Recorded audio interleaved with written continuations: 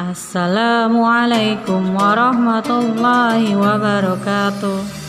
Halo teman-teman, bagaimana kabarnya hari ini? Semoga kita selalu dalam keadaan sehat ya, dan selalu semangat. Nah, kembali lagi dalam mata pelajaran pendidikan agama Islam dan budi pekerti. Nah, kali ini kita akan membahas tentang Asmaul Husna. Asmaul Husna adalah nama-nama Allah yang indah. Asmaul Husna berjumlah 99 nama-nama Allah yang mulia. Nah teman-teman, sekarang kita akan mempelajari 4 Asmaul Husna, yaitu yang pertama ada As-Somad, yang artinya yang maha dibutuhkan. Semua makhluk hidup di dunia ini membutuhkan Allah. Allah tempat manusia bergantung. Di dalam surat Al-Ikhlas ayat 2 Allah berfirman, Allahus Somad. Artinya, Allah tempat meminta segala sesuatu. Allah tempat kita memanjatkan doa. Allah tempat kita berkeluh kesah jika memiliki masalah. Allah adalah zat yang selalu mendengar doa hambanya bagi hamba-hambanya yang beriman. Nah teman-teman, ketika kita berdoa, hafalkanlah Asmaul Husna As-Somad, maka Allah akan memenuhi kebutuhan apa yang kita butuhkan. Meyakini Allah memiliki Asmaul Husna As-Somad, yaitu yang pertama, rajin beribadah kepada Allah. Tugas utama manusia adalah beribadah kepada Allah. Ibadah merupakan bukti bahwa kita membutuhkan Allah. Yang kedua, selalu berdoa kepada Allah. Orang beriman meyakini bahwa semua kenikmatan, keselamatan, dan kebahagiaan bersumber dari Allah. Dengan berdoa pada Allah, akan terhindar dari penderitaan, musibah, dan kesusahan. Yang ketiga, memperbanyak amal saleh. Allah menyukai hambanya yang suka berbuat kebaikan. Setiap perbuatan baik, Allah akan memberikan pahala yang berlipat. Allah adalah zat yang maha pemberi. Yang kedua ada Al-Muqtadir, yang artinya yang maha berkuasa. Allah menguasai alam semesta beserta semua isinya, karena Allah penciptanya. Semua yang terjadi di alam semesta ini atas kekuasaan Allah. Meyakini bahwa Allah memiliki Asmaul Husna Al-Muqtadir, yaitu dengan mematuhi perintah Allah. Mengakui kekuasaan Allah berarti mengakui semua perintah dan larangannya.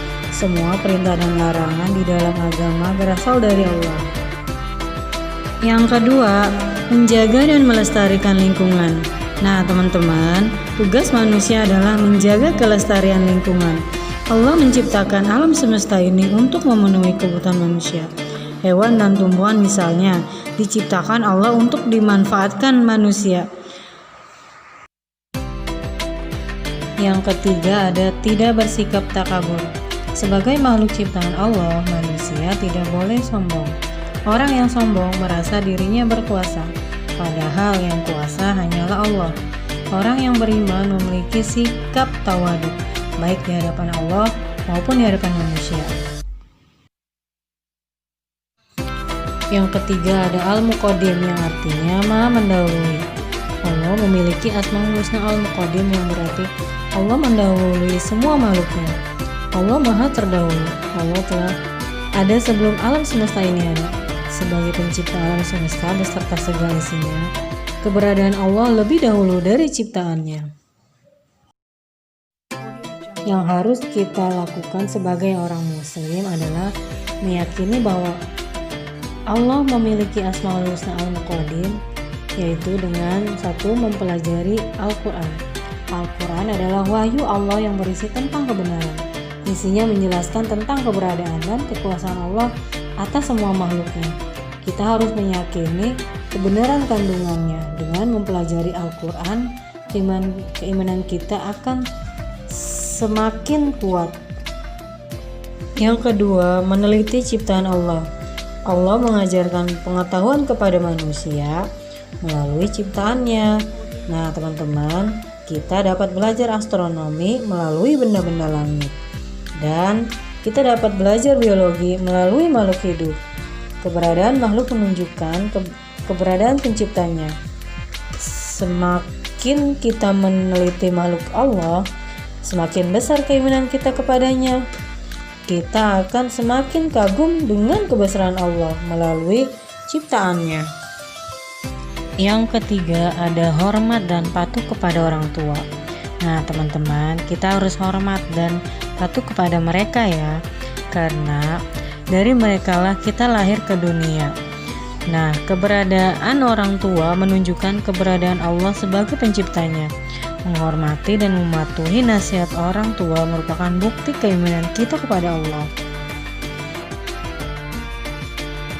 Yang keempat, ada Al-Baqi, yang artinya yang maha kekal. Semua makhluk akan mengalami kematian, alam semesta ini akan mengalami kehancuran. Satu-satunya yang kekal dan abadi adalah Allah Subhanahu wa Ta'ala. Allah adalah Sang Khalik, Maha Pencipta segala sesuatu.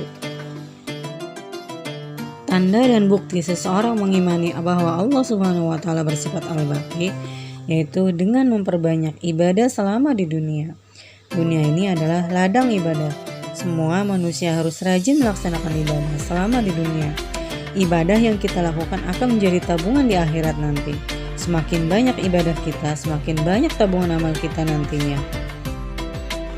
Yang kedua, ada ikhlas dalam beramal soleh. Amal ibadah yang diterima Allah adalah amal ibadah yang diniati dengan keikhlasan. Niat ibadah karena Allah, bukan karena menginginkan pujian orang lain atau mengharap sesuatu. Yang ketiga, ada tidak berputus asa dari rahmat Allah. Allah memiliki sifat Ar-Rahman dan Ar-Rahim karena Allah Maha Pengasih dan Maha Penyayang. Allah mengasihi semua makhluknya dan menyayangi hambanya yang beriman. Nah teman-teman, selama kita menjadi seorang hamba yang mau berusaha dan berdoa, Allah pasti akan menolongnya. Putus asa adalah sifat yang dilarang oleh Allah. Orang yang berputus asa berarti tidak percaya dengan rahmat Allah.